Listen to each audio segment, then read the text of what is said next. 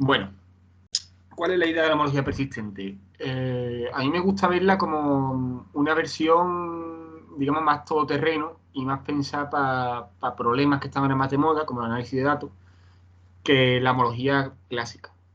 La homología clásica, como bien se ha visto, funciona bastante bien. De hecho, en el siglo XX ha sido un invariante topológico, si no uno de los más importantes con diferencia. Y bueno, sí, se relaciona con otros invariantes topológicos y funciona muy bien para muchos tipos de espacios, ¿no?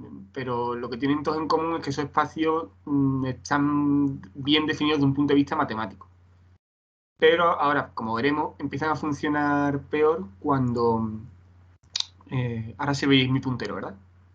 Empiezan a funcionar peor la homología cuando empieza a intentar aplicarse a espacios que provienen de la ciencia, porque en otras ciencias, en ciencias naturales, cuando tú haces mediciones, no tienen mediciones exactas. Entonces, por ejemplo, este dibujo de un círculo que aparece aquí, si yo intento parametrizarlo, pues no me va a encontrar el agujero calculando la homología, porque va a faltar aquí un hueco que va a hacer que sea que, que esté conectado por aquí dentro con R2. Entonces, en este tipo de situaciones en el que la homología persistente funciona bien y para lo que se creó en un principio.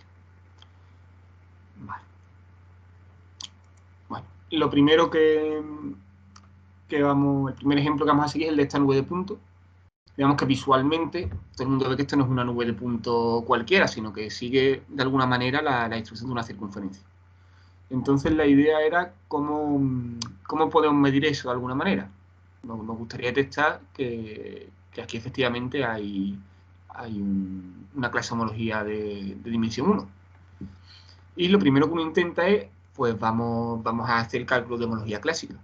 Entonces, para ello, pues intenta construir un espacio que se parezca topológicamente a esta nube, a lo que yo veo que subyace a esta nube de puntos. Y una manera de hacerlo es, bueno, voy a fijar un diámetro y voy a poner circunferencias alrededor de estos puntos, de manera que cree como una especie de recubrimiento, ¿no? Como haríamos, por ejemplo, si queremos hacer un complejo de Sechs. Entonces, tenemos una serie de bolas que se parecen, pues bueno, a mi idea de lo que subyace, que es esta circunferencia. De hecho, si calculo un complejo simplicial a partir de esta nube de puntos y de esta circunferencia, si queréis, es el complejo de Vittori-Rips, pero bueno, pensad como si fuera el de Sechs, porque son muy parecidos, yo creo que lo conocéis todos. Para el que no conozca, si dos bolas intersecan, pues pongo una arista entre los dos vértices. Si intersecan varias a la vez, pues pongo símplices de más dimensión. Quedaría algo así. Y ya esto sí tiene, de hecho es homotópicamente equivalente a S1. Y en particular pues tiene su misma homología.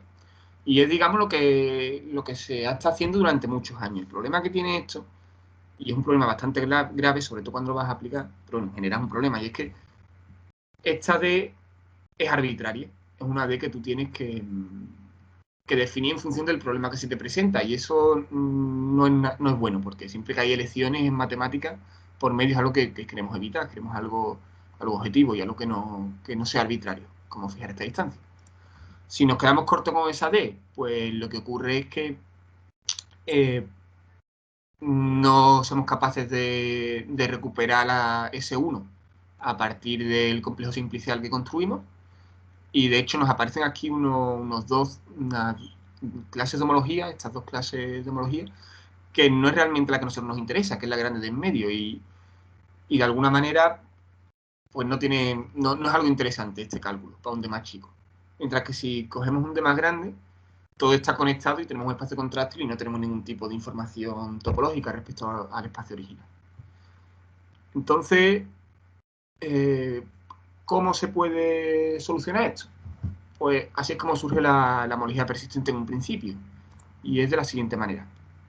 Lo que hacemos es, vale, pues en vez de calcular la homología para un diámetro concreto, vamos a calcularla para todos los diámetros.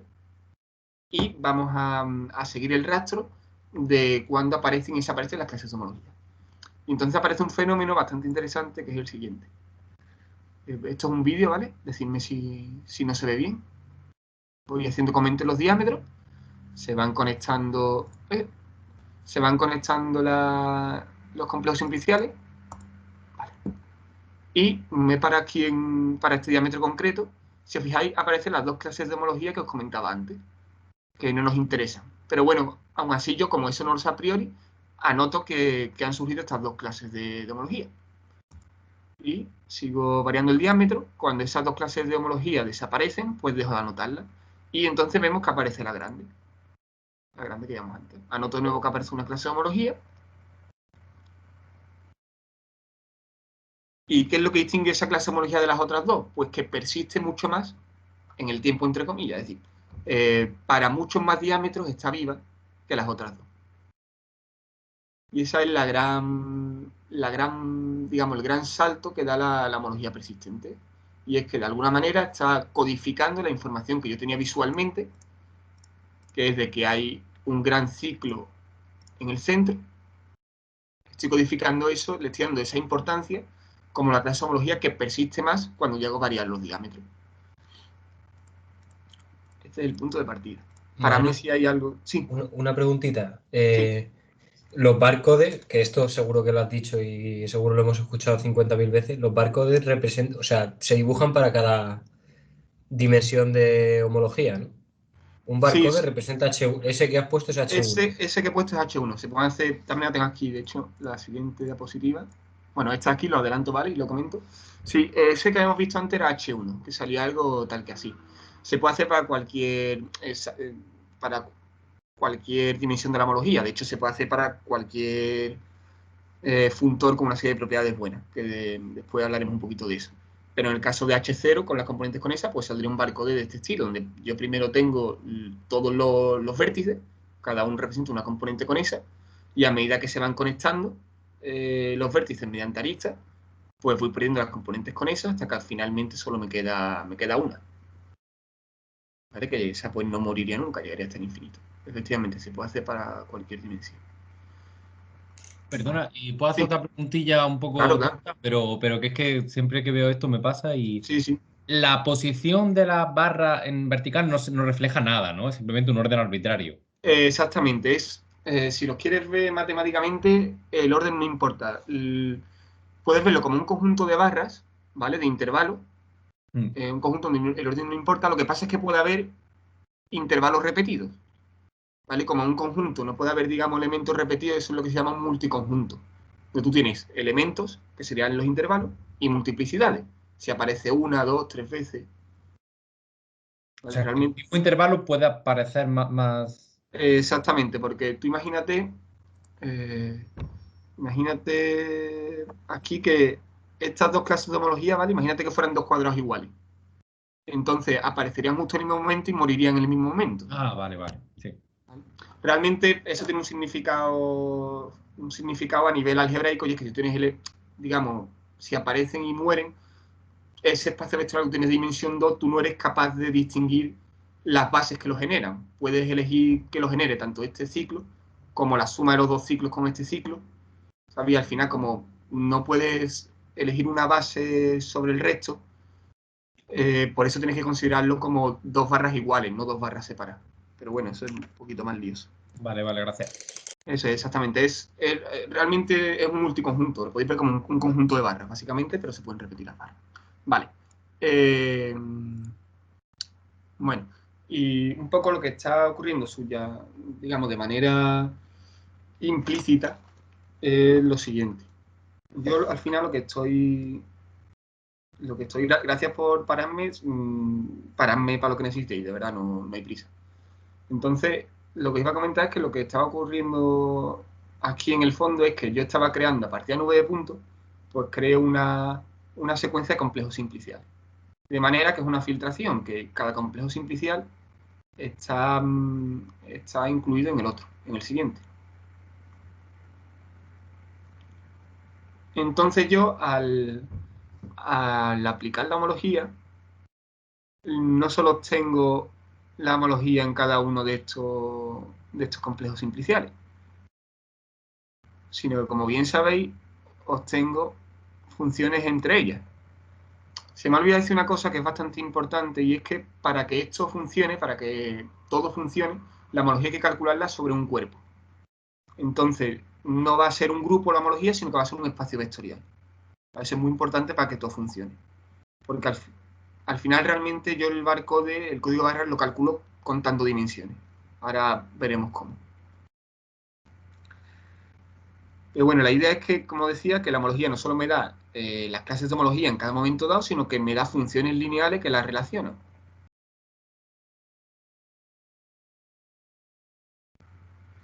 Y de esta manera es como yo voy a poder saber, digamos, dónde nace y dónde mueren las clases, usando estas funciones lineales.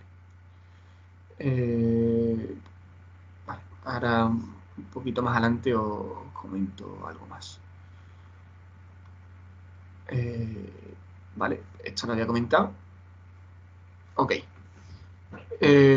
Vamos a parar un momentito a comparar lo que es la homología con la homología persistente. De un punto de vista teórico, la homología persistente tiene tres propiedades que la hacen muy importantes. Una es que tiene una representación discreta, ¿vale? Que se puede interpretar claramente, como sería el código de barra. Tiene otra propiedad y es que se puede calcular de manera muy rápida usando ordenadores.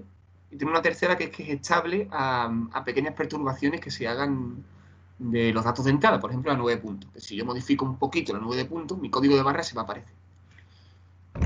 Ahora lo veremos más adelante. La primera propiedad de Kirchhoff, que es representable, eso lo tiene también la homología normal cuando se calcula sobre un cuerpo. Porque tiene la estructura algebraica que sostiene un espacio vectorial y yo para ese espacio vectorial tengo una base. Fijaos que si la homología, en vez de calcularla en un cuerpo, la calculo en un grupo normal, entonces ya yo no diría que es representable, porque los grupos, corregidme si me equivoco, porque seguro que hay alguien que sabe más que yo de esto, pero la clasificación de los grupos y su representabilidad es bastante complicada. Hay grupos muy raros por ahí sueltos. Entonces no es tan fácil decirle a un ordenador, este es mi grupo y ya. De hecho, creo que hay problemas que son indecibles en teoría de grupo, de comparar dos grupos a ver si son el mismo. Pero bueno, me estoy metiendo en un campo del que no sé mucho, entonces no voy a hablar de ello, pero bueno. Mientras la homología se calcula en un cuerpo, es representable. Pues tengo un espacio vectorial, tengo una base y puedo representar el cálculo que he hecho. Manu, Sí. o sea, aquí te salgo una cosa, es que no tienes toda la teoría de grupo saliendo. Como los complejos que estás utilizando son todos finitos Ujú. y la homología te da grupos abelianos, no se puede calcular homología con grupos no abelianos. Ah, Ahora, si vale, sí, quieres se hace. poner otros invariantes más complicados, ya te metes en otros grupos más complejos. Vale, vale. Pero De en todas el maneras, caso, sí. como tienes cosas finitas y le estás aplicando grupos abelianos, lo máximo que te pueden salir son grupos abelianos finitamente generados. Vale, que Y eso es para un eso sí hay tema un de teorema de composición. clasificación, Sí, pero sí, sí. Sí, sí. son Vale, mucho vale. más jodidos. De tal Eso manera, sí. sí, de tal manera es verdad que para los cálculos, bueno, es verdad, son más jodidos que los espacios vectoriales, pero para cálculos finitos es verdad que funciona bien. Para cálculos infinitos, aunque sea abeliano, creo que sí empieza de problema, ¿no? Porque la homología persistente sí funciona para cálculos infinitos. Pero bueno, después lo vemos. Bueno, claro. Lo que pasa es que en las aplicaciones no te van a salir. Teóricamente te podrías hacer una filtración. Vamos, de hecho, se hace que aunque teóricamente, que aunque los ordenadores hagan cálculos finitos, una ventaja que tiene la homología persistente es que funciona también bien para infinitos. Y de hecho, eso después, si queréis, vemos un ejemplo donde se usa, que la verdad es que es bastante interesante. Pero bueno, gracias por haberte visto exactamente para cálculos finitos. Funciona bastante bien. Tenemos un teorema de clasificación de grupos ya para infinito, aunque sea abeliano. Pero bueno, gracias sí, por el aporte. Pero bueno, el caso es que, sobre todo desde un punto de vista computacional, los cálculos salen mucho más rápido con espacios vectoriales, eso sí es seguro. Y por eso se suele hacer siempre digamos, en este contexto. Pero bueno, lo que me interesaba sobre todo era relacionar la estructura algebraica que sale ahora, porque hemos visto que la representación es un código de barra, lo que no está tan claro es que ese código de barra realmente aparezca por un módulo, ¿vale? En vez de un espacio vectorial tenemos un módulo. ¿Cómo se puede obtener el módulo? Si tenéis curiosidad, pues la idea es la siguiente. Yo creo lo que se llama tenía realmente, al calcular la homología, lo que tenía era, si recordáis el esquema anterior, tenía una serie de espacios vectoriales, ¿no? Que eran los que salían al calcular la homología, y tenía una serie de funciones lineales entre ellos.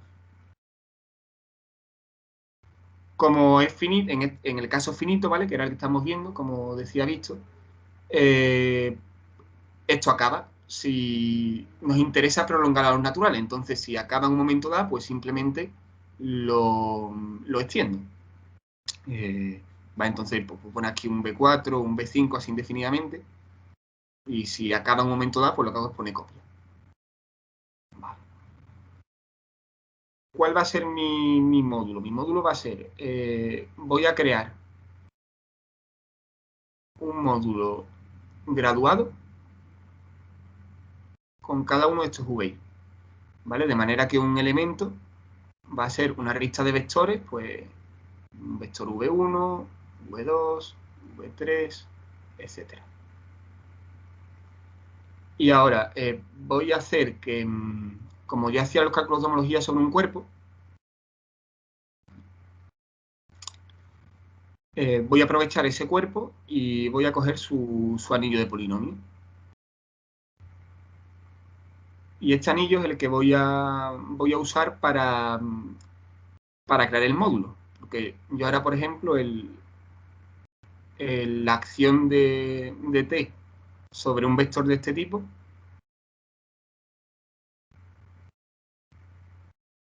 va a ser simplemente aplicar estas funciones lineales una vez.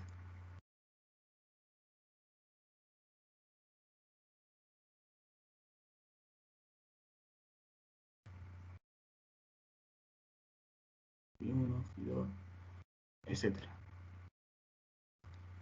Entonces puedo dotar digamos, a esta estructura que me aparecía al aplicar el funtor de homología sobre esa filtración de complejos simpliciales, pues en el caso finito lo que tengo es un módulo. ¿Cuál es la ventaja de esto? Pues que yo tengo también un teorema de descomposición para módulos que, si no recuerdo mal, lo que te pedía era que el anillo fuera un PID, que en este caso lo es, y bueno, puedes ver que comprueba. De hecho, la descomposición te daba, si no recuerdo mal, una parte sin torsión y una parte con torsión. En este contexto, las partes sin torsión van a ser las barras infinitas. Como, perdona, como esta barra que tienes aquí en las componentes con esa, que es una barra que tiene longitud infinita, que nunca desaparece. Pues siempre voy a tener una componente con esa por muy grande que haga el radio. Y las componentes con torsión van a ser las barras finitas, que son las que mueren antes. Esa es una interpretación que se le puede dar a ese teorema de descomposición. Entonces, simplemente comentaros eso, que así es como se crearía, digamos, la relación entre el módulo de persistencia, que es la estructura algebraica, y su representación gráfica, que es el código de barra. No sé si queréis comentar algo de esto o sigo. No sé si se ha entendido bien. Yo tengo una duda. Sí. O sea, entiendo que, claro, depende porque esta construcción, estos VI, depende del complejo de cadena, o sea, del complejo simplicial, ¿no? Que estás construyendo o de los puntos. Sí. En general, o sea, quiero decir, si estás, o sea, en el ejemplo que estamos viendo, solamente va a haber una parte sin torsión en grado 0, ¿no? Porque Exactamente. el resto va a morir siempre, eventualmente, Sí. ¿no? Para i mayor que 1. Exactamente, sí. En el caso de este complejo simplicial solo ocurre en grado 0. Pero como comentaba antes, se pueden hacer cálculos de hecho, esto al final voy a ir a la siguiente diapositiva, ¿vale? Porque me interesa responderlo ahí. Pero yo al final la homología persistente la estoy viendo como un funtor, ¿no? Que va de n como un poset al espacio perdón, no me sale la palabra, de espacios vectoriales, perdón, la categoría de espacios vectoriales. Puedo hacer muchas construcciones donde aparece esto. Claro que exactamente. vale en general, ¿no? Claro. Exactamente, porque yo al final lo único que uso es esto. Por ejemplo, ¿dónde puede valer? Pues si creas una filtración, por ejemplo, la gente una esfera, ¿vale? Y usas, por ejemplo, como si fuera teoría de Morse, usas una filtración que lo escanea de arriba abajo. Entonces tú empiezas con nada, ¿no? De repente aparece así como como media esfera y finalmente la esfera se completa. Claro, y ahí se queda Exactamente, la aquí respuesta. se quedaría siempre. Claro, ya este ejemplo que he puesto aquí no sería sobre n, sino tal y como está descrito, se puede hacer sobre n, si pongo un número finito, pero en este contexto normalmente me interesa más usarlo sobre r, ¿vale? En estos contextos donde, digamos, hay un continuo detrás. Y sobre R también funciona bien esa teoría. Lo que pasa es que se complica mucho la demostración, ¿vale? Ya no puedo usar el teorema de descomposición para de módulo. Tengo que usar ya una teoría un poquito más sofisticada de... Vamos, tampoco es tan complicado, ¿eh? El artículo original tenía 10 páginas. Parece que son 10 páginas bastante concentradas, pero que es tratable. Y para R también existe el mismo teorema de descomposición que teníamos, lo tenemos para R. Lo que pasa es que ahora los intervalos pues, pueden ser abiertos, pueden ser semiabiertos, etc. Pero funciona también bien. Vale, Y gracias. nada, y continúo ya porque la verdad es que quería hablar de eso, gracias Guille. Un par de cositas más que os quería comentar. Y era que bueno, igual que existe esa teoría para el caso de N y para el caso de R, también existe para otro tipo de quivers. ¿Vale? Ese quiver, para los que supongo que os sonará, para los que no, un quiver es como si fuera un multigrafo dirigido, como estos que he puesto aquí. Al final, la homología persistente también puedes verla como una representación de quivers. Y digamos que desde el punto de vista teórico, la investigación que se suele hacer pues es demostrar eso, si se puede descomponer, si es estable, la homología persistente en vez de en los naturales o en los reales, como un POSET, en quiver, como los que hay aquí, que surgen bastante en la práctica. Voy mal de tiempo, entonces no me voy a poner a dar ejemplos de dónde puede aparecer esto en aplicaciones, pero si queréis luego me preguntáis y lo vemos. De hecho, simplemente comentaros que... Bueno, no Vale, me voy una a parar... pregunta. Sí, dime. Por hacerlo, si el Quiver, por ejemplo, fuera N por N o R por R, ¿podría ser, por ejemplo, un escaneo como el que has dicho antes en dos dimensiones? Que vayas Eh, escaneando hacia arriba y hacia la derecha. exactamente. Si es R2, pues puedes hacer un escaneo en dos direcciones, sí. De hecho, por ejemplo, desde el punto de vista de las aplicaciones, por si queréis conectarlo con aplicaciones, que es interesante, aquí hemos cogido el diámetro. ¿Qué ocurre? Si hubiese un punto en el centro, me fastidia todo con solo un punto en el centro. Entonces, una cosa que nos gustaría hacer es que no depender solo la construcción del complejo el complejo simplicial del diámetro, sino también de la densidad de puntos que hay alrededor, que sería otro parámetro. Entonces yo puedo mover la densidad y en el diámetro. Entonces, cuando hay puntos aislados, puedo dejar de considerarlo. Si hago que el valor de densidad se desplace. Entonces sería un contexto aplicado donde aparecen esos módulos de persistencia en dos dimensiones. Como tú dices, se pueden construir pues eso, con una variedad, poniendo la función que vaya en vez de R2, ahí tengo también otro complejo multidimensional. Por ejemplo, en varias dimensiones, ya que has sacado el tema, el primer teorema de composición completo que se ha obtenido, es decir, que funciona para R2 entero, sin hacer suposiciones, fue hace un añito, creo solamente, y te demuestra que no, en la práctica hay infinitos indescomponibles, digamos, y entonces ya en la práctica no es calculable, al menos no fácilmente, como ocurre en el caso de una dimensión. Entonces eso limita mucho la aplicación de análisis de datos, la aplicación directa al menos, tal y como hacíamos en el caso de una dimensión. Ya hay que hacer otro tipo de análisis. Bueno, no me queda mucho tiempo, entonces simplemente de computación pues comentaros que sorprendentemente la complejidad de la homología persistente es igual que la de la homología tradicional.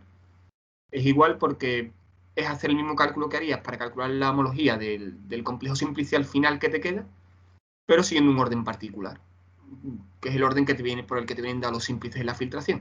Y bueno, deciros que la complejidad es la misma y poco más. También como curiosidad hay algoritmos para calcular homotopía, que eso mucha gente no lo sabe. El problema es que son impracticables. El ordenador revienta nada más que le intentas poner algo un poquito más complicado. De hecho he puesto aquí un link por si alguien quiere verlo luego. Es interesante. Vale. Lo siguiente que me quedaba por comentar era la estabilidad. Como voy mal de tiempo, voy a acelerar un poquito. La estabilidad, al final yo lo que quiero es comparar los códigos de barra, ¿no? decir de alguna manera que estas dos nubes de puntos se van a aparecer. ¿Qué ocurre? Claro, en el caso discreto, en homología, yo en el momento en el que tenga un número de Betti distinto, si tengo homología de dimensión 2 y homología de dimensión 4, pues ya son completamente distintas. No tengo un continuo que me diga se parecen más, se parecen menos. La ventaja de la homología persistente es que sí te ofrece un continuo a la hora de comparar. Y la manera de compararlo es... No tengo mucho tiempo, así que lo digo intuitivamente, la manera es de compararles que yo voy a intentar emparejar las barras grandes con barras grandes y barras chicas con barras chicas. Y voy a tener una penalización muy fuerte cuando deje barras sin emparejar y cuando empareje barras con longitudes muy distintas. Entonces, si yo puedo emparejar todas las barras grandes con todas las barras grandes, entonces pago muy poco. Si dejo desparejadas solo barras chicas, entonces pago muy poco también. Si me quedan barras grandes desparejadas o emparejadas con barras chicas, cuando pago mucho. Entonces, con esa noción de distancia, buscando el emparejamiento óptimo de las barras, pues ocurren cosas como aquí, que como solo hay una clase de homología importante, yo puedo emparejar esas dos y ya sé que se van a aparecer porque lo que me queda desparejado pues son barras chicas, entonces voy a pagar poco por hacer eso. Os pongo aquí un pequeño vídeo donde intuitivamente se ve también lo que os estaba comentando de la estabilidad. Sí, dime. ¿Cómo se llama ese tipo de distancia? Bottleneck. También se conoce como distancia Wasserstein o Wasserstein. Si hace cosas de la computación se suele... aparece mucho en técnicas de computación. Vale, era solo eso. Vale. Sí, de esta manera después me puedes preguntar y lo vemos más en detalle. Bueno, respecto a la estabilidad, simplemente comentaros que intuitivamente eso, que si yo modifico los puntos, pues los códigos de barras se van a modificar poco. Pueden aparecer barras nuevas, pero si he modificado poco esto, las barras nuevas que van a aparecer van a ser barras pequeñitas. Entonces no me afecta, digamos, que el número de Betti cambie, entre comillas, no me va a afectar porque van a ser van a ser clases poco importantes las que van a aparecer, si yo hago pequeños cambios. Bueno, pues ya en el poquito rato que me queda voy a hablar de aplicaciones. Después, si queréis, esto se conecta también, desde el punto de vista teórico, se conecta con otra rama, entonces si os interesa, también me podéis preguntar luego, pero he preferido centrarme en aplicaciones porque es, digamos, lo más distinto a otras teorías topológicas y bueno, me parece interesante. ¿Cuál es el esquema que se suele seguir siempre? Pues el siguiente, tú partes de unos datos, ¿vale? Pueden ser puntos como hemos visto, pero pueden ser también imágenes, pueden ser también señales, pueden ser muchos tipos de datos distintos. Y realmente el paso complicado, el paso donde hay que pensar es cómo transformas la información que tú quieres extraer de estos datos, cómo la codificas en un complejo, en una filtración de complejo. Eso es realmente donde hay que tener cierto arte, por decirlo de alguna manera. Cómo codificar esa información en un complejo simplicial. Y ahí pues hay muchísimas maneras de crear complejos simpliciales, de Sech, de RIPS, que son los que hemos visto, pero también funciones filtro, como la que habíamos explicado con la esfera, pues eso se puede hacer, por ejemplo. Una imagen puedes verla como R2 y su nivel de grid puede ser un eje Z en R3, o un grafo de R2 que va a R3, pues para imágenes, por ejemplo, se usan muchas funciones filtro. Pero bueno, no voy a entrar en eso. Se obtienen complejos simpliciales, o pueden ser también complejos cúbicos, y hay complejos de otros tipos, como bien sabéis. Y ya a esto se le calcula la homología persistente, que es donde lo que se obtiene, digamos, es invariante combinatorial, que es el código de barra, que es lo que puede procesar la máquina, y a lo que se hace un posterior análisis, que puede ser pues, un análisis estadístico, comparando las distancias de los distintos códigos de barra, técnicas de aprendizaje automático se usan también, como puede ser, pues pasar esto por algún tipo de clasificación, como un random forest, no sé si sabéis de eso, pero bueno. Digamos que el esquema siempre es muy parecido. Tengo los datos, codifico la información que me interesa usando complejos simpliciales y ya ahí pues aplico la máquina de homología persistente, obtengo el invariante y puedo analizar los distintos códigos de barra usando estadística y machine learning y cosas así. Vale. he preparado aquí un experimento que es el que hablé el otro día de Wilson, con Wilson, así que para él va a ser menos interesante. Tengo otro aquí preparado, así que si os interesa, pues me preguntáis por ese luego. Pero os quería comentaros este porque me parece bastante bonito y muy intuitivo. Y es el siguiente. Tengo una serie de figuras en 3 dimensiones representadas por superficies en 2 dimensiones. Y además, esas figuras como este camello es siempre el mismo, solo como un muñeco. Es el mismo, solo que le movió las patas, le movió la cabeza, le movió la cola.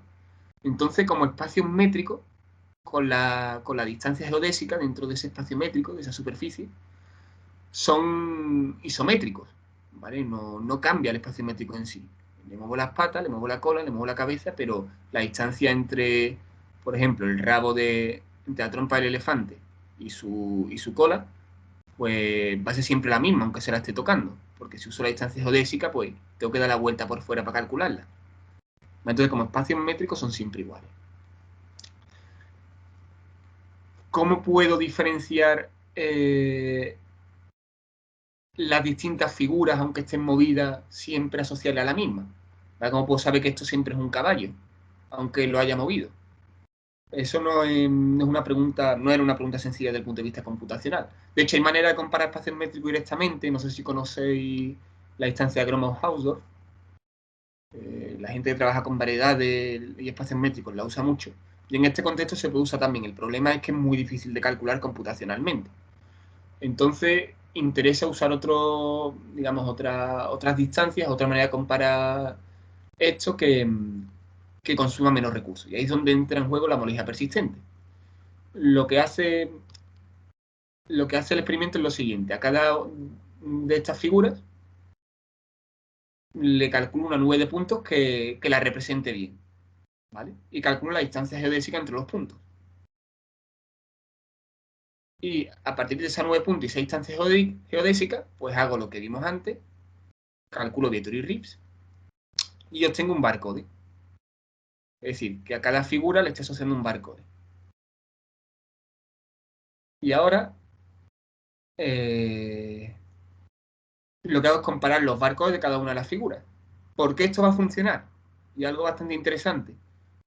Esto va a funcionar, puedo comparar las figuras comparando sus barcodes por lo siguiente. La distancia entre un barcode y otro que proviene de estos cálculos, ¿vale? Que provienen de un espacio métrico, va a ser siempre menor o igual que la distancia Gromov-Hausdorff de esos dos espacios métricos de donde proceden. ¿Qué significa esto? Significa que si yo tengo dos nubes de puntos que se parecen, entonces sus códigos de barra se van a parecer también.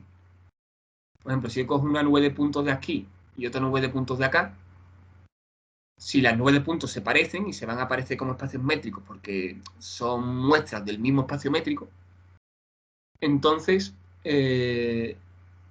su distancia Gromov-Hausdorff va a ser chica y entonces los barcodes se van a parecer. La distancia de bottleneck entre los barcodes va a ser también chica. Y este resultado teórico es lo que te hace que, bueno, que en vez de comparar usando Gromov-Hausdorff, pues puedo comparar usando bottleneck y se calcula todo mucho más sencillo. Estos son los resultados de ese experimento que comenta así rápido. Y se ven que bueno, hay clustering de las distintas clases que había: camello, gato, elefante, cara, cabeza y caballo. Pues efectivamente se hace un clustering, es decir, los barcodes que más cerca están unos de otros, que son los que están puestos de azul, son precisamente los que forman estas clases. Y esto de aquí, que veis a la derecha, es lo que se llama una reescala MDS, que lo que hace es proyecta un espacio métrico de una dimensión muy grande, porque yo cualquier espacio métrico finito lo puedo embedir en un R con D suficientemente grande. Lo interesante es que existen proyecciones a R2 que respetan lo máximo posible la distancia original. Y eso es lo que se hace aquí. Entonces, proyecto estos barcodes, digamos, con distancia bottleneck, que lo podéis ver cada barcode como un punto, y la distancia entre esos puntos, la distancia bottleneck de los barcodes originales, lo proyecto a dimensión 2, y entonces este clustering que había aquí lo veo claramente. Ahora los camellos están agrupados, Las caras están agrupadas y el único outlier que hay, la única excepción es este camello de aquí que se confunden con caballo. Puede ser porque la nube de puntos no esté bien cogida, porque la proyección haya desplazado el punto. Ya eso habría que ver qué pasa. Pero bueno, aún así el resultado es muy bueno, porque solo comete un fallo. Es una técnica que funciona bastante bien para este tipo de cosas. Y ya para terminar, porque me pasa ya, tenía media hora, voy por 35 minutos. Simplemente quería comentaros qué es lo que investigo yo. Y lo que yo estoy investigando desde el punto de vista aplicado es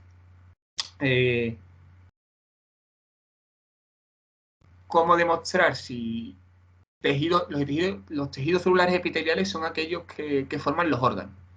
Y algunos que son planos, como los de la piel. Lo que estamos es estudiando si los tejidos epiteliales, según el órgano o el animal al que pertenezcan, siguen una distribución geométrica o no. Las células se autoorganizan de manera distinta. Eso sería, digamos, la parte aplicada. Y una vez que se consiga eso, que ya lo hemos conseguido, pues sería ver si puede ser útil, por ejemplo, en diagnóstico de patología, si un tejido es mutante o si tiene una malformación, si eso afecta a su geometría y si se puede utilizar la homología persistente para detectarlo de manera precoz, por ejemplo. Eso por un lado. Eso desde el punto de vista aplicado. Y desde el punto de vista teórico, lo que estoy investigando es, pues serían cómo obtener información útil de homologías persistentes que aparecen de la siguiente manera. Yo tengo estos... Tengo dos módulos de persistencia, uno arriba y uno abajo, y en particular tengo otro en medio que los conecta. Otro en medio que los está conectando.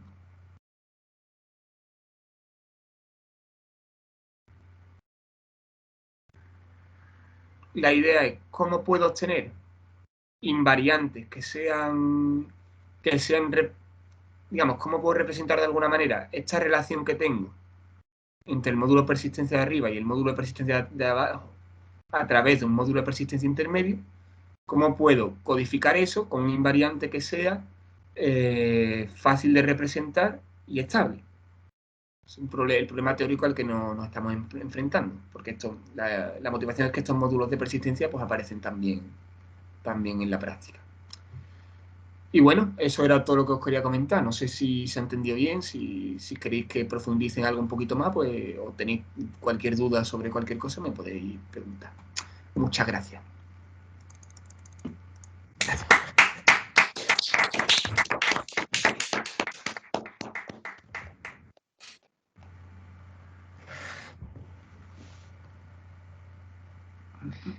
Manu, Sí, dime. ¿podrías explicar un poco más cómo se obtienen estos barcodes de los espacios métricos estos, de las superficies, del primer ejemplo que has dado? ¿Cómo se obtienen desde un punto de vista de los cálculos o del proceso de qué puntos se seleccionan? No, desde el punto de vista de los cálculos, que Vale. yo no conozco algo que has dicho por ahí en medio. Vale, perfecto, pues.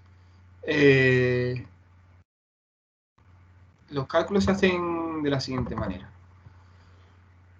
Perdón que he abierto la pantalla que no es. No me deja abrir ahora para escribir. Vale, voy a cerrar un momentito y vuelvo a compartir. Vale, ahora sí. Los cálculos están estandarizados realmente, ¿vale? Y siempre se hacen de manera muy parecida. Tú lo que tienes que obtener de entrada, lo que se introduce es una serie de complejos simpliciales, ¿vale? Como comentaba antes, una filtración. Y la idea es que cuando tú haces el operador borde a estos complejos simpliciales, ¿vale? Tú tienes, por ejemplo, aquí el operador borde de este complejo simplicial para una dimensión fija. El operador borde para este complejo simplicial, para este complejo simplicial. Como uno está contenido en el otro, al final todos van a estar contenidos en el operador borde Cuidado que este índice, perdón, no corresponde a la dimensión, insisto, corresponde al complejo simplicial del que estoy hablando. Todos los operadores borde son para la misma dimensión. Entonces tú tienes, al final, todos estos operadores están matricialmente, se representan matricialmente. Tú tienes que, por ejemplo, el operador borde del último complejo simplicial, pues es esta matriz. El operador borde que viene antes, pues va a ser una submatriz de esa matriz. ¿Vale? Y al final todos los operadores borde van a estar contenidos en el último, en la matriz del último. ¿Vale? La homología tradicional la puedes calcular eliminando columnas y filas del operador borde que te interese. ¿Vale? Porque tú lo que haces es... Perdón, te interesan dos operadores borde, el anterior y el siguiente. Que no lo tenía preparado, perdón, estoy liando un poquito, pero la idea es que tú, haciendo eliminación de columnas, puedes obtener la homología a partir de la matriz de los operadores borde. Vale. Pues... un segundo. Sí, dime.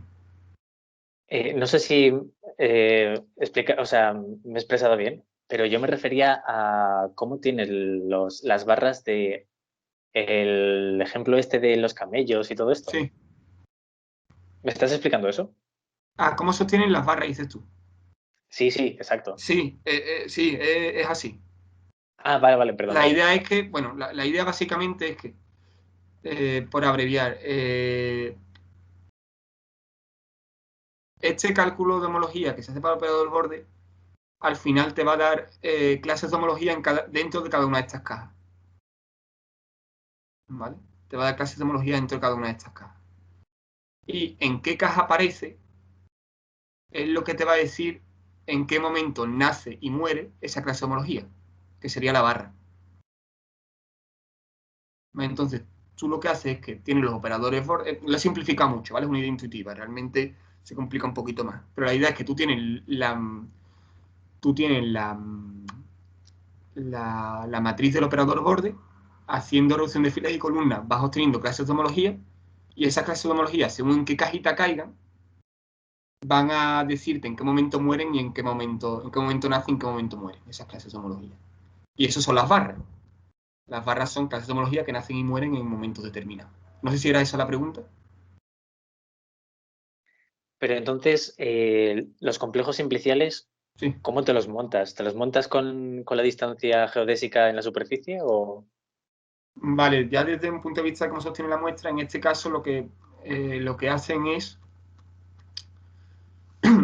Esta superficie está al final triangulada, ¿vale? Son superficies trianguladas. Entonces, cogen con vértices los triángulos, cogen vértices triángulos de esa triangulación, perdón, cogen como vértices de los triángulos de la triangulación, que suena como un trabalengua, y como grafo coge las aristas de esos triángulos, como arista coge las aristas de los triángulos, perdón. Y ahora crean una distancia geodésica, que es una aproximación de la original, simplemente con la distancia de esas aristas, sumando la distancia de las aristas en ese grafo. Entonces, entre dos puntos, tú tienes de todos los caminos que vayan por esas aristas, vas a tener uno que digamos, use menos aristas y tenga una distancia menor. Esa va a ser la distancia geodésica entre los dos puntos. Es realmente una aproximación de la distancia geodésica a la superficie original. No sé si se ha entendido bien. Un poquito lioso. Sí, eso sí. Sí. Es decir, que tú tienes, si tienes la triangulación esta, por ejemplo, una aproximación simplicial. La distancia geodésica pues sería esta línea recta. Tú eso no puedes hacerlo en este caso, sino que tienes que ir siguiendo las aristas. Y tu aproximación de la distancia geodésica original pues sería ir por la... Es que no se ve mi puntero, perdón. Como no puedes hacer esto, pues tienes que ir por los símplices. Como una aproximación simplicial, igual. Sí, eso está claro, pero ¿cómo haces el diagrama de barras? ¿Qué es lo que estás mirando? ¿Estás mirando la homología o qué estás mirando? Vale. Entonces, las piezas del puzzle son: tengo la nube de puntos, tengo esta distancia geodésica, y ahora puedo crear el complejo de Viettori-Rips. Puedo crearlo a partir de esa nube de puntos y de esa distancia geodésica que he calculado. No sé si... ¿Sabes? De manera combinatorial. Vale. De manera combinatorial, yo puedo decir, vale. si estos dos puntos están cerca, pues creo la arista en este momento. y así creo una secuencia de complejos simpliciales. Y ya eso le aplico el algoritmo que he comentado antes, calculo operador borde, calculo el algoritmo que he comentado antes y ya me salen las barras. Ok. Vale, No sé si ahora el puzzle está ya completo. En mi cabeza sí. Perfecto, gracias. No sé si alguien más no sé si habéis podido seguir el resto de lo que ha preguntado Robert o repito algo. Que claro, yo tengo una visión muy concreta, entonces pienso que me están preguntando por cosas concretas y al final no explico lo que me preguntan. Decidme si se ha entendido bien o no. Yo me tendré que ir ahora, pero muchas gracias por la charla, porque también tener que dar una charla de esto y siempre va bien ver cómo no, me ¿Cómo gusta. plantearlo? Sí, Pues, exacto, si porque... quieres luego te envío la diapositiva y eso, Álvaro, por si te es útil. vale, pues muchas gracias. Está en Sí. PowerPoint, tengo alguna, te envío un par que tenga en la PowerPoint y tú ya le echas un ojo si te apetece, porque quiero utilizar. Vale. Pues muchas gracias, Manuel. A ti un Bueno, abrazo, vamos hablando. adiós. Adiós. Yo tengo una pregunta. Sí, dime. O sea, no sé si, bueno, o sea, es que yo recuerdo, o sea, no sé, supongo que si conoces a Kiko Belchi, ¿no? Sí, claro. O sea, yo recuerdo que Kiko hacía una cosa como que escaneaba también como cosas de pulmones y tal, ¿no? Sí. Y entonces ahora, a raíz de lo de, bueno, del ejemplo de la esfera se me ha ocurrido si, quiero decir, si tú tienes un nudo o un enlace, ¿hay alguna forma, o sea, se ha intentado clasificar o distinguir o hacer un invariante con homología persistente? Hay cosas relacionadas. El problema de los nudos es que, al igual que le pasaba a la homotopía, los invariantes de nudos son muy difíciles de calcular. De hecho, saber si un nudo es el trivial o no es un problema NP. No sé si te sabes algo de computación, los problemas NP son los chungos, digamos. Entonces, lo que es directamente a pelo, calcular si un nudo es trivial es NP. Entonces, por ese camino, mal. Ahora, ¿qué es lo que puede hacer la homología persistente ahí? Ya de entrada distinguir si un nudo del trivial no, porque eso es NP. Y entonces ningún algoritmo, salvo que resuelvas P igual a NP, va a poder hacerlo. Entonces, la esperanza por ahí no está. Ahora, ¿qué es lo que sí puede hacer la homología persistente? Pues digamos que lo que con nudos lo que sí puede hacer es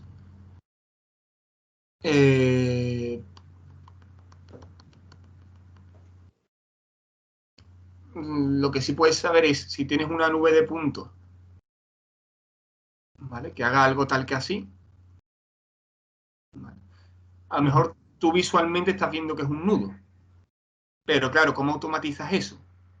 Pues lo que sí puede hacer la homología persistente es limpiar todo esto. Realmente lo que hace es embedirlo en un RN superior y en ese RN es capaz de decir, ojo, en este RN, esa nube de puntos que adquiere una maraña es un ciclo. Es muy parecido a S1. Entonces te detecta que esa nube de puntos original efectivamente es un nudo, de alguna manera. ¿Vale? Eso sí puede hacerlo. Sí, no puede saber qué nudo es el trivial, no puede decirte que si está qué enlaces tiene, no puede decirte cuán anudado está, pero sí puede decirte es un nudo. Claro. De hecho, esa pregunta es muy interesante porque una de las primeras aplicaciones que fue bastante guay cuando se descubrió de la homología persistente era calcular la periodicidad de señales. Era si yo tengo una señal, ¿no?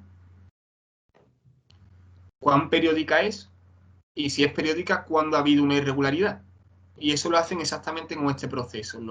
Lo ponen en un espacio superior y ves si en ese espacio superior de alguna manera aparece un S1. Y eso te dice que la señal es periódica. Y cuán periódica es de hecho. Y si, por ejemplo, te da un infarto, si esto es el corazón y te da aquí una embolia, te queda cao durante un segundo, te queda groggy, pues en el código de barra aparece una barra pequeñita que te dice, ojo, aquí ha ocurrido algo raro. Hostias. Entonces está bastante guay. Una aplicación bastante chula. Y eso para cualquier tipo de señales. Que la potencia de esto es que una vez que das con la clave, pues todo terreno. Ya no tiene que ser una circunferencia perfecta, no tiene que ser, sino que cualquier tipo de señales, pues puedes aplicar esta teoría. Qué guay, gracias. Nada. ¿Más preguntas? La verdad es que es un tema bonito, a mí me gusta mucho, así que estoy encantado de de responder lo que me pregunté. ¿Puedo? Sí, te digo muy bien. ¿Me escuchas, Manu? Sí, ahora sí, perdón.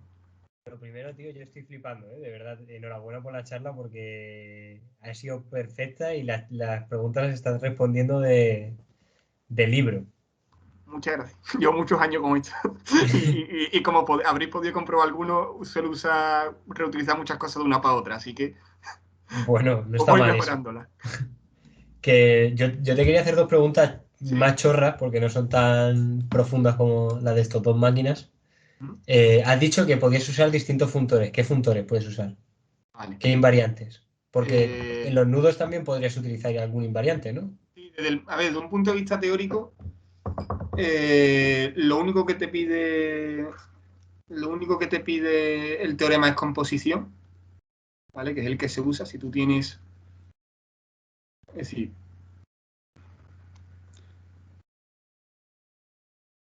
tú de cualquier manera has obtenido un funtor que va de R a los espacios vectoriales, ¿vale? De cualquier manera. Cualquier cosa que te dé un espacio vectorial en la salida. Perdón. Entonces lo que vas a tener una descomposición, como la que hemos dicho en códigos de barra, siempre que satisfagan la descending chain condition, que supongo que a algunos habrá salido más de una vez.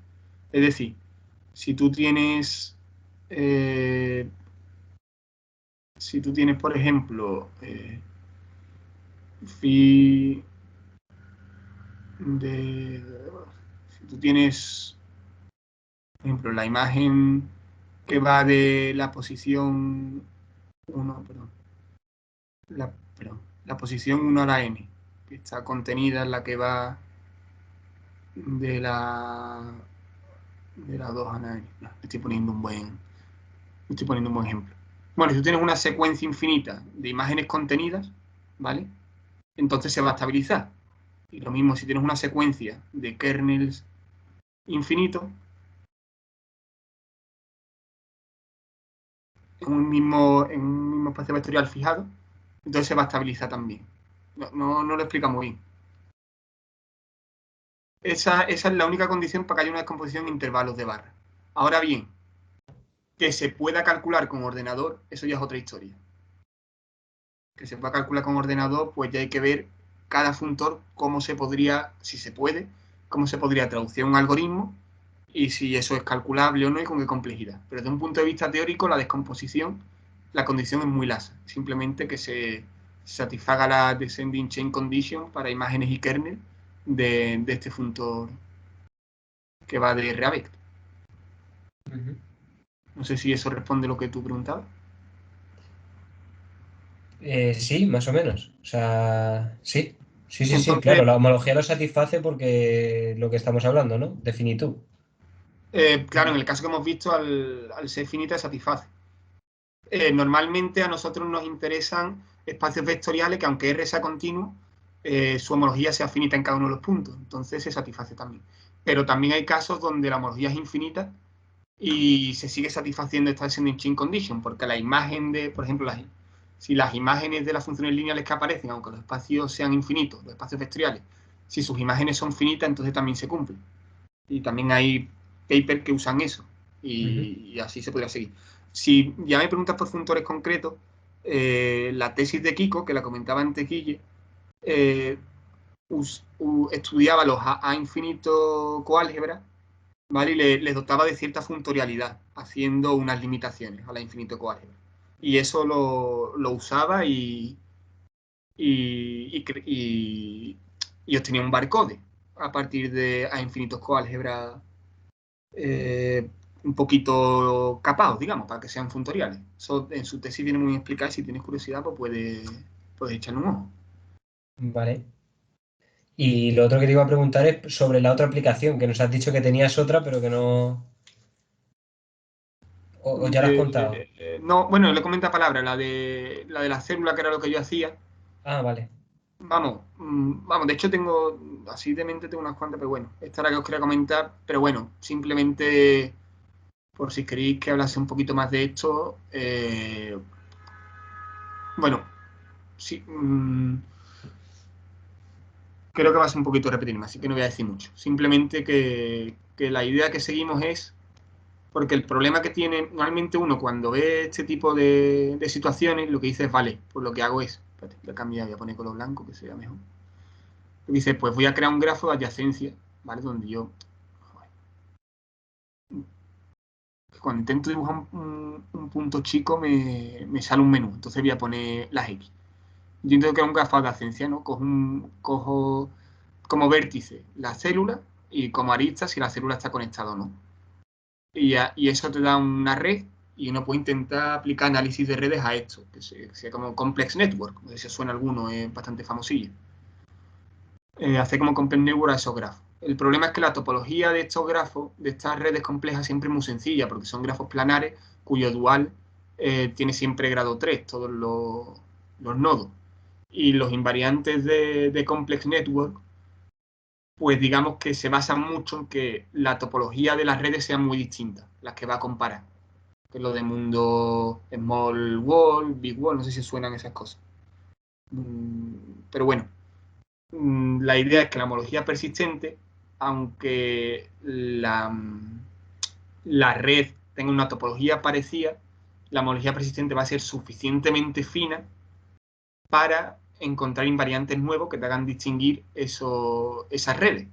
Y de hecho ha sido así porque los biólogos lo que hacían hasta ahora era comparar estos tejidos celulares con unas redes sintéticas que creaban a partir de diagramas de Voronoi, no sé si os suena el concepto, creaban unas especies de redes sintéticas de vecindad con diagramas de Voronoi, y ellos no eran capaces de distinguir una de algunas naturales entre sí, pero algunas naturales con un equivalente sintético no eran capaces de diferenciarlo. Y nosotros hemos sido capaces de diferenciarlo, lo que significa que la homología persistente es más fina que esas cosas que estaban utilizando antes. Y bueno, eso voy a comentar un poquito más de esto que al final es lo que estoy investigando realmente. Muchas gracias por la pregunta, Visto. No sé si alguna cosa más. Muchas gracias a ti, tío. No, muchas gracias.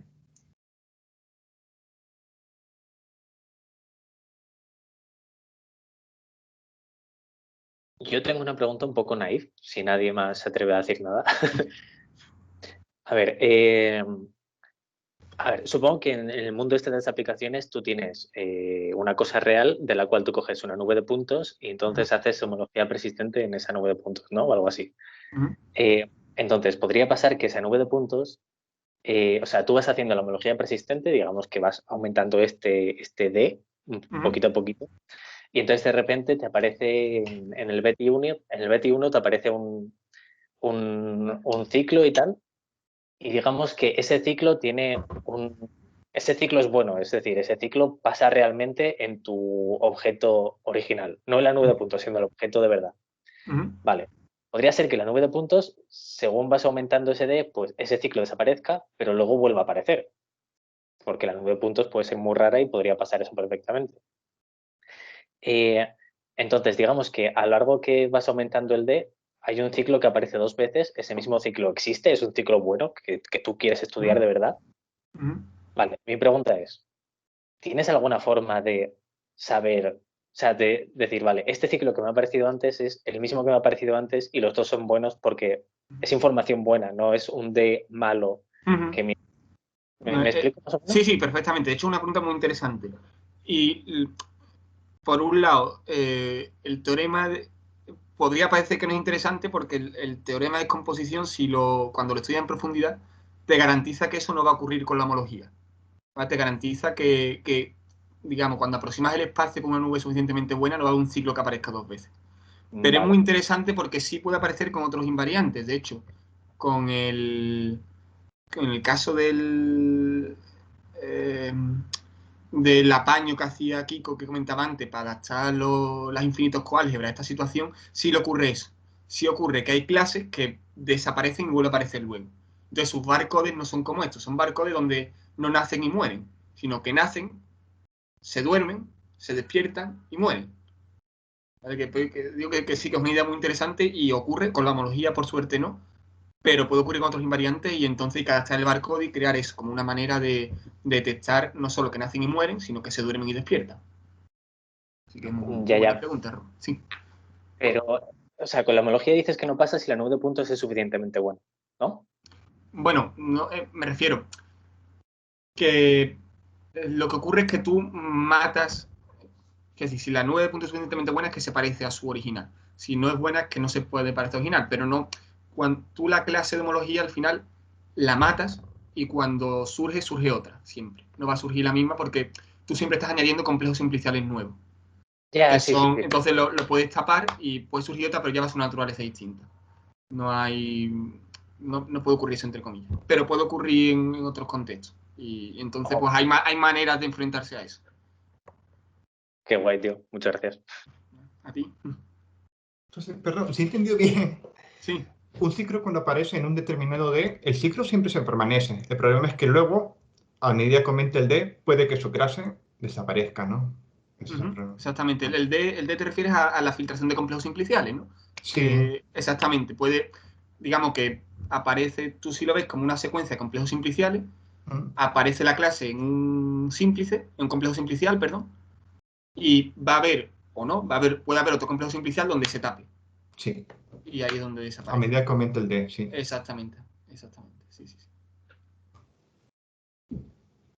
Preguntas otro agradecimiento, ¿no? Que te lo mereces.